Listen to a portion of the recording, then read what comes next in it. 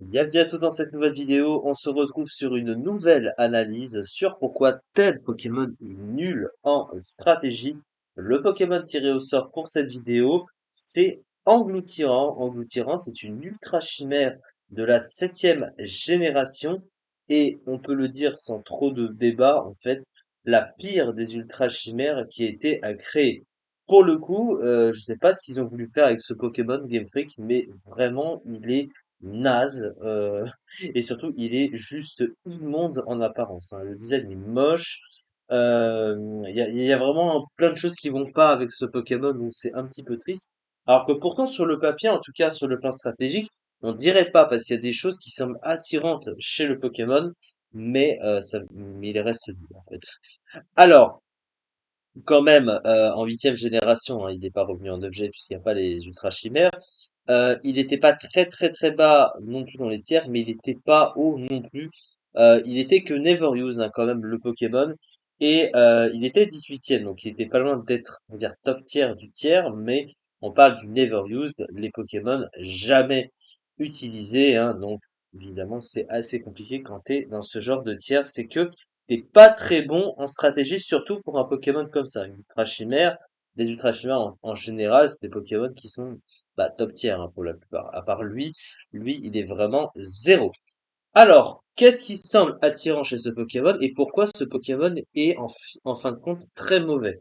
Déjà, le double type. Il a un double type Ténèbres Dragon. Et Ténèbres Dragon, c'est vrai qu'en apparence, c'est assez attirant parce que déjà, c'est le double type de Trioxide, un Pokémon qui est très attirant sur le plan du design.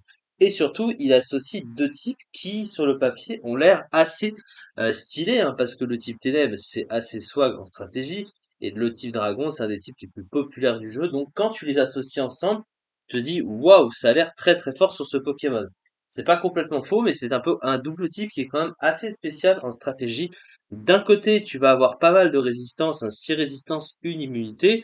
Donc pour un double type, c'est vraiment très intéressant, surtout qu'il va avoir des résistances à des types clés en stratégie, au type feu, au type électrique, au type spectre, au type eau. Donc ça veut dire qu'il peut quand même venir sur pas mal de types. Mais à côté de ça, il va quand même avoir des faiblesses assez gênantes hein, au type insecte, donc à l'attaque demi-tour. Le type combat, c'est une faiblesse du type acier, donc voilà. Ainsi qu'au type dragon, c'est peut-être moins gênant aujourd'hui avec le type fée. Il y a la faiblesse au type glace, par contre assez gênante, mais le pire avec ça, c'est surtout la double faiblesse au type fée, puisque le type fée neutralise complètement ce double type. Ce qui veut dire que tu vas être obligé dans ton move pool d'avoir des coverages pour passer le type fée parce que t'es complètement bloqué. Le type fée résiste au type ténèbres et est immunisé au type dragon. Donc t'es vraiment complètement bloqué par les types fées qui est le deuxième meilleur type du jeu. Et les types fées sont de plus en plus forts à chaque génération depuis la 6e génération. Donc il ne fait pas exception à la règle. Il y a peut-être pas beaucoup de types fées dans les sous-tiers, mais le type fée en général est très gênant pour un double team comme ça. Mais offensivement, finalement, bah, Ténèbres Dragon, ça semble aussi assez fort. Et globalement, c'est assez vrai. Même s'il faut quand même noter hein, que c'est pas non plus si on pourrait le croire. Parce que si on associe bah, du coup à Dragon et Ténèbres, certes, il y a très peu de Pokémon qui résistent au combo, hein, 68.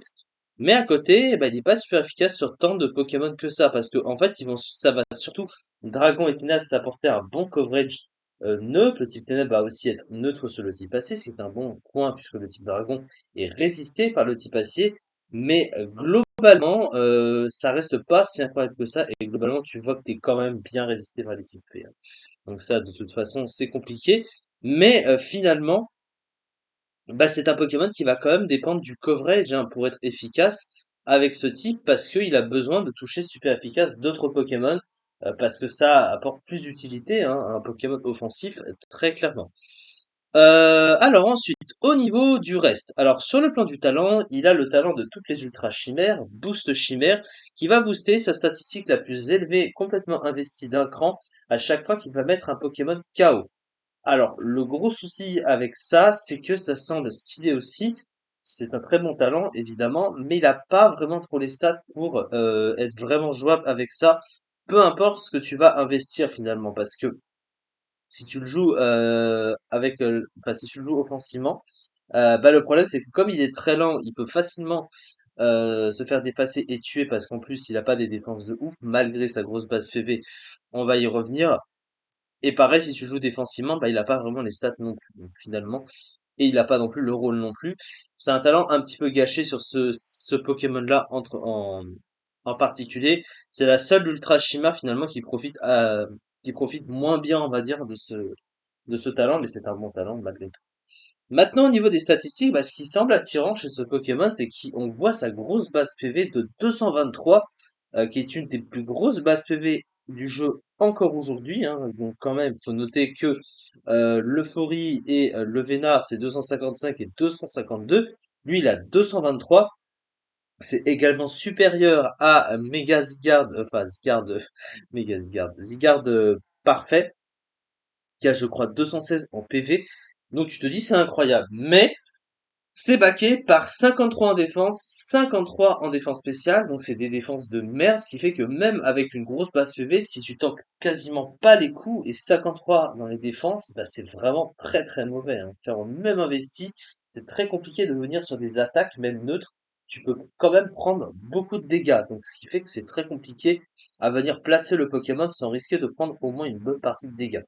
À côté de ça, il a 100 en attaque, 97 en attaque spéciale. Clairement, c'est pas incroyable, hein, surtout pour un dragon.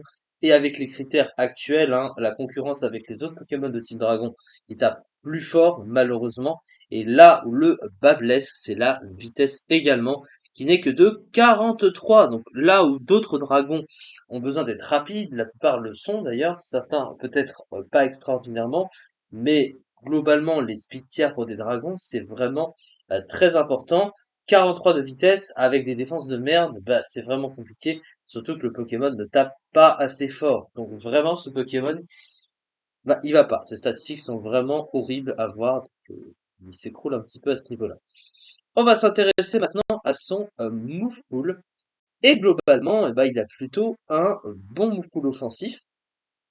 Et c'est ce qui attire également chez ce Pokémon. Il a Draco Météor, Draco Griffe, Draco Choc, pas mal de coverage, hein, notamment tacle lourd, tête de fer, lance-flamme, déflagration.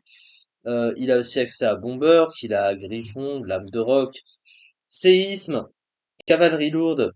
Il a aussi quelques attaques combat, il a Vampipoint, machin. Mais malgré ça, bah déjà ce Pokémon, il est restreint dans les coverages qu'il va choisir, parce que évidemment, en fonction du coverage que tu choisis, certains Pokémon vont y résister. Et un autre gros défaut de ce Pokémon, il peut pas se setup, très compliqué pour un dragon, il a pas Danse Draco, on sait pas pourquoi. Il a pas Machination, on sait pas pourquoi. Donc il est condamné à taper, et pas très fort. Donc c'est assez compliqué, il dépend un peu de son talent, mais bon, c'est très compliqué à utiliser vu le bulk et la vitesse, clairement. Et même sur le plan du soutien, il a pratiquement rien. Et d'ailleurs, et en plus de ça, il n'a pas accès à un bon moyen de récupérer tes points de vie. Donc c'est encore plus compliqué. Lui qui tente aussi mal au final, il peut pas rester très longtemps en vie sur le terrain, il peut facilement se faire tuer. Et même avec repos, ça semble assez compliqué.